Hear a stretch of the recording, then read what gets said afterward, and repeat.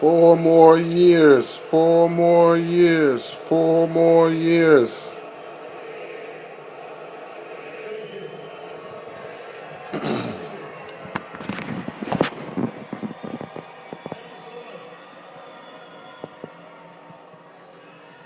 Tonight, more than 200 years after a former colony won the right to determine its own destiny, the task of perfecting our union moves forward.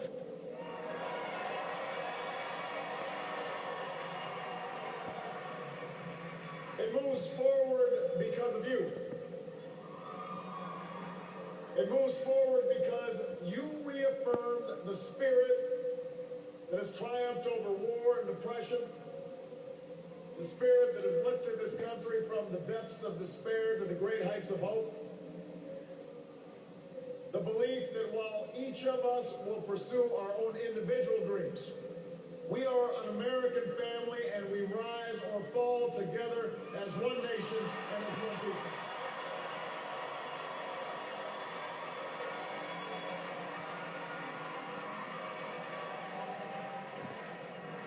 Tonight, in this election, you, the American people, reminded us that while our road has been hard, while our journey has been long, we have picked ourselves up. We have fought our way back. And we know in our hearts that for the United States of America, the best is yet to come.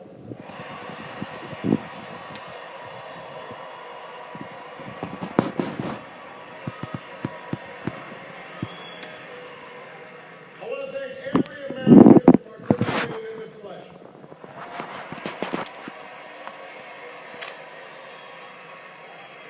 Whether you voted for the very first time or waited in line for a very long time. By the way, we have to fix that.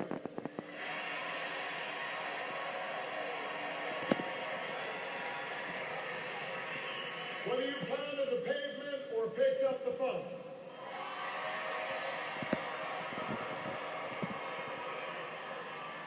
Whether you held an Obama sign or a Romney sign, you made your voice heard, and you made a difference. I just spoke with Governor Romney, and I congratulated him and Paul Ryan on a hard-fought campaign.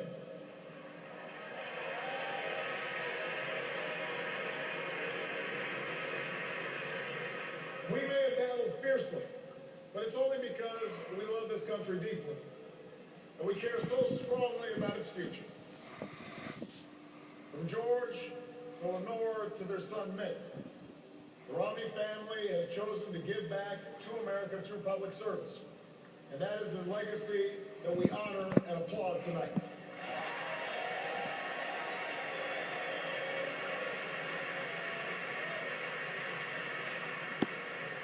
In the weeks ahead, I also look forward to sitting down with Governor Romney to talk about where we can work together to move this country forward.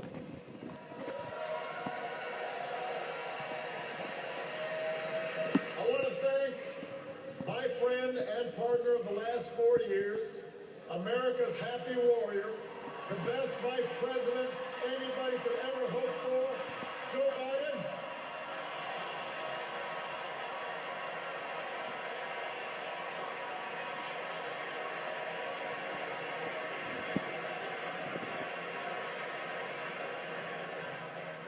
And I wouldn't be the man I am today without the woman who agreed to marry me 20 years ago.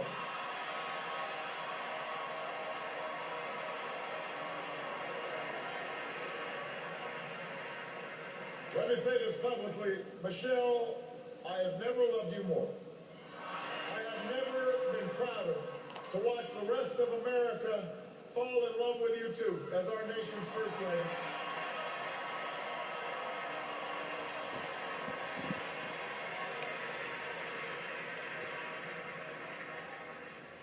Sasha and Malia, before our very eyes, you're growing up to become two strong, smart, beautiful young women, just like your mom.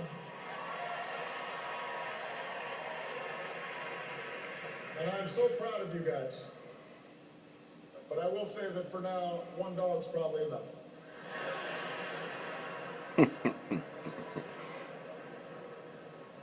To the best campaign team and volunteers in the history of politics,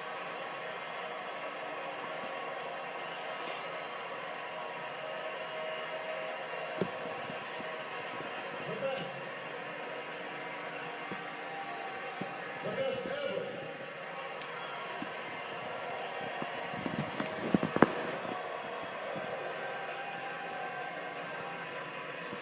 Some of you were new this time around, and some of you have been at my side since the very beginning.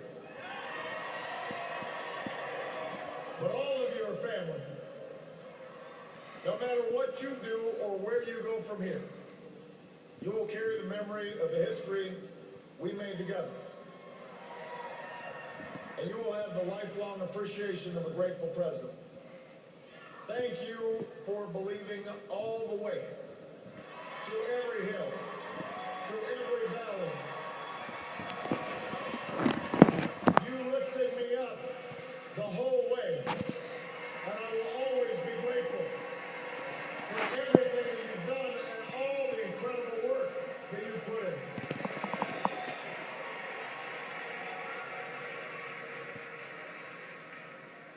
I know that political campaigns can sometimes seem small, even silly.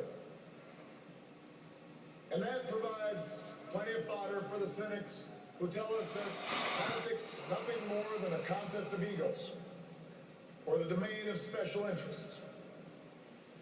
But if you ever get the chance to talk to folks who turned out at our rallies, crowded along a rope line in a high school gym, or saw folks working late at a campaign office in some tiny county far away from home, you'll discover something else. You'll hear the determination in the voice of a young field organizer who's working his way through college and wants to make sure every child has that same opportunity.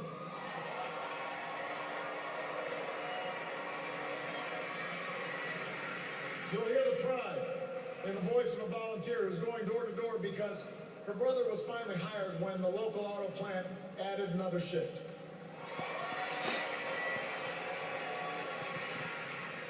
You'll hear the deep patriotism in the voice of a military spouse who's working the phones late at night to make sure that no one who fights for this country ever has to fight for a job or a roof over their head when they come home.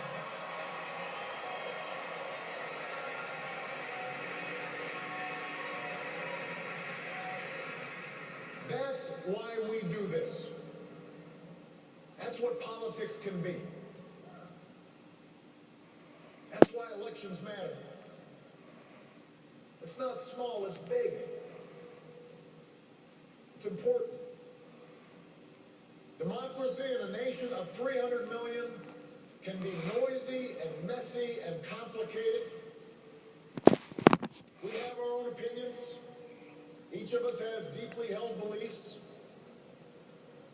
And when we go through tough times, when we make big decisions as a country, it necessarily stirs passions, stirs up controversy. That won't change after tonight. And it shouldn't.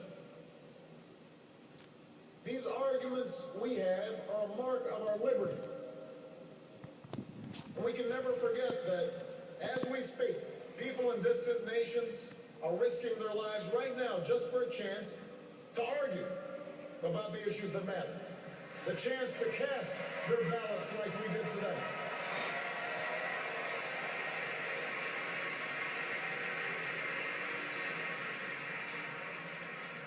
But despite all our differences, most of us share certain hopes for America's future.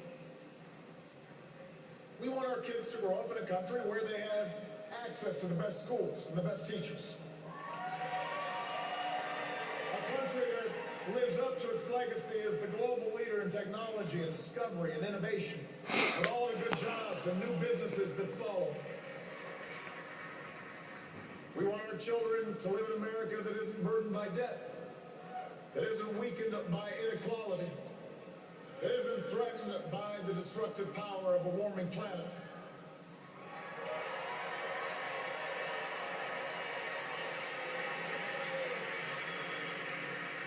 We want to pass on a country that's safe and respected and admired around the world. A nation that is defended by the strongest military on earth and the best troops this world has ever known.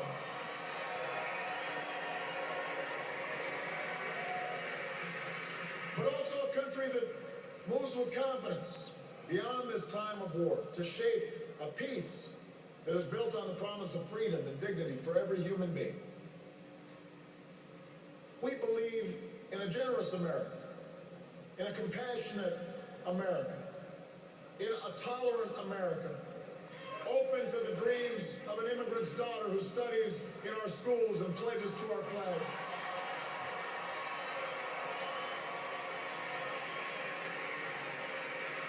To the young boy on the south side of Chicago who sees a life beyond the nearest street corner.